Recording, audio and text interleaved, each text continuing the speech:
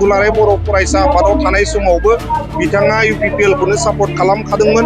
UPPL नि जानानैनो बिथाङा केम्पेनिं खालामदोंमोन अपेनलि टेबोल जायोबा मावनो हाथाव जायोबा बेखौ हाग्रामा महिलारि सारानो आखायाव लानांगोन आरो बिथांनि दारैसो 125th एमेन्डमेन्टआबो इमप्लिमेन्टेसन जागोन।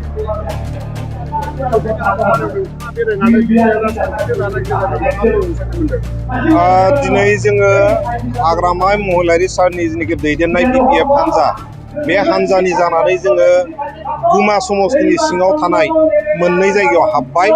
नैबे सेरफां बाजार होननानै बुंदों आरो दहाय जोङो फुंनि भागाव खुरसाखाथि होननाय मोनसे जायगायाव जोङो मिटिं खालामनानै फैबाय। दा मोननैयावबो जोङो नायदों खम समनि गेजेराव बिथांमोननो मिथिहरदोंबाबो रायजो राजा बिथांमोनहा लोब फैदों। लोब फैनानै नांगोलनि सबियावनो भट होनानै जायखि बिजाथि फैया मानो बेखौनो देरहाहोनांगौ होननानै दिनै जानजि खाफ्रानानै रायजो राजाफ्रा दङ।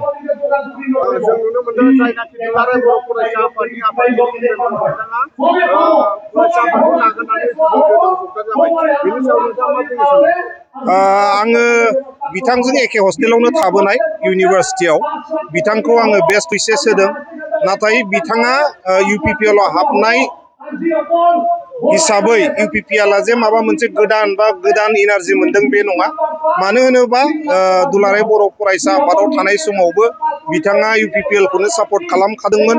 UPPL नि जानानैनो बिथाङा केम्पेनिं खालामदोंमोन अपेनलि आरो दिनै जेनाखि बिथाङा अदालगुरियाव कन्टेस्ट खालामनो होननानै बुंदों बेवहाय कन्टेस्ट खालामबाबो बिथांनि खोथा।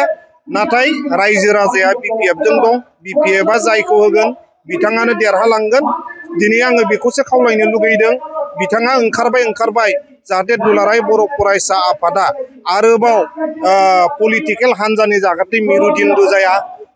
जोंनि रायजो राजाया लुगैदों, बर' रायजो राजाया लुगैदों दुलाराय बर' फरायसा आफादा पलिटिकेलि निउट्रेल जानानै मोनसे रल लाजानो लुगैदों, हारिनि थाखाय खामानि मावजानो लुगैदों।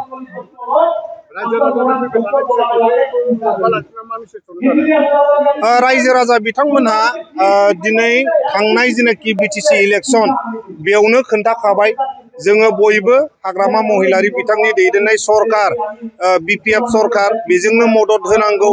जिहेतु BTC आव जोंहा BPF नि सरकार दंखायो आरो MLA आ जुदि BPF नि जाबावोबा बेवहाय जोङो गोख्रैसिनै डेभेलपमेन्टखौ लाबोनो हागोन। बिनि थाखायनो BTC आवबो BPF सरकार आरो स्टेटआवबो जोङो जुदि 15 जन MLA देरहाहरनो हायोबा जोंनि बड'लेण्ड ओनसोलनि जौगानाया डेभेलपमेन्टआ गोख्रोंनिफ्राय गोख्रोंसिन जागोन।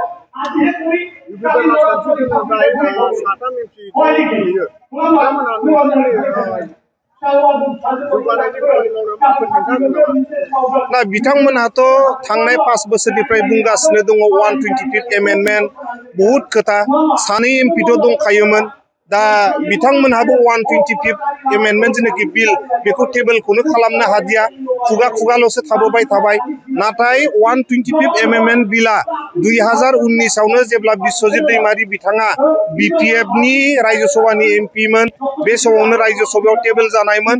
बे समनिफ्रायनो पेन्डिं जानानै दं। थांनाय 5 बोसोराव UPPL सरकारा 125th एमेन्डमेन्टनि थाखाय जेबो मावनो हायाखै आरो दिनै 125th एमेन्डमेन्टआ जुदि सम्भब जायोबा टेबोल जायोबा मावनो हाथाव जायोबा बेखौ हाग्रामा महिलारि सारानो आखायाव लानांगोन आरो बिथांनि दारैसो 125th एमेन्डमेन्टआबो इमप्लिमेन्टेसन जागोन।